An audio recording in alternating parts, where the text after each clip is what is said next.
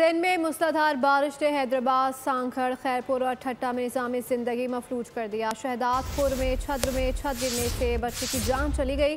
4 अफराद जख्मी हो गए। हैदराबाद में अस्पताल की छत का प्लास्टर गिर गया। ख़वातीन समेत 5 अफराद जख्मी हो गए।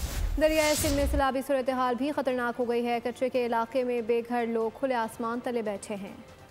मानसून के नए स्पेल ने अंदरूनी सिंध जल्द थल एक कर दिया। हैदराबाद में बारिश से रेलवे स्टेशन पानी में डूब गया। ट्रेनें कई घंटे ताखीर का शिकार हो गईं। शहदादपुर में बारिश के बायस घर की छत गिरने से मलबे तले दबकर 2 माह की बच्ची जान की बाजी हार गई। हादसे में 3 खवातीन समेत 4 अफराद जख्मी हो गए। खैरपुर में बारिश ने निजाम जिंदगी मफलूज कर दिया। शहरियों ने इंतजामिया की कारकर्दगी पर सवाल उठा दिए। पानी नहीं निकला जा रहा है, बहुत तकलीफ है हम लोगों को।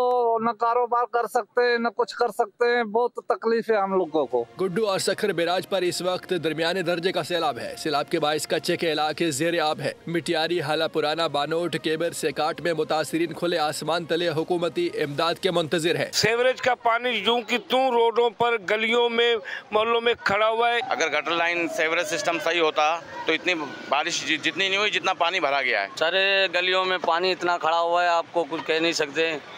माशाल्लाह हमारी गाड़ी के टायर भी डूब जाते हैं। ठट्ठा सजावल में बारिश का सिलसिला जारी है। बारिश ने हिफाजती बंदों पर पनाह लेने वाले अफराद को शदीद मुश्किलात से दो चार कर दिया। हमारे खाने के लिए कुछ भी नहीं है। 2 दिन से बरसात चल रही है। हम पका भी कुछ नहीं, खा भी नहीं सकते, पका भी नहीं सकते।